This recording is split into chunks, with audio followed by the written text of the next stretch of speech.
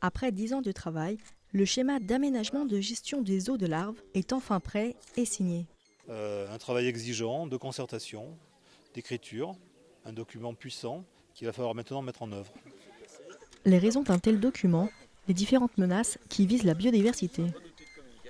Il nous faut réagir, il nous faut nous organiser pour que la population de cette région puisse continuer de bénéficier de milieux naturels de qualité, et notamment pour ce qui est du SM3A, des milieux aquatiques de qualité.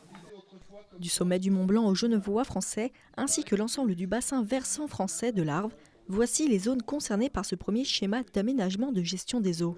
Les 106 communes situées dans le périmètre du Sage ont 3 ans pour se mettre en conformité. Nous avons identifié les 9 endroits où il y a de l'eau en quantité, ce qu'on appelle des grandes nappes stratégiques. Les communes qui sont concernées par ces nappes stratégiques vont recevoir une lettre du préfet qui va leur demander dans leur document d'urbanisme d'identifier et de protéger ces 9 nappes stratégiques, ce qui veut dire que pour les 50 ans, le siècle qui vient, plus personne ne pourra faire de bêtises à l'endroit où il y a de l'eau en grande quantité. Le schéma d'aménagement de gestion des eaux de l'Arve complète à présent la liste des 42 sages du bassin Rhône-Méditerranée. Tous sont déclinés selon les spécificités départementales.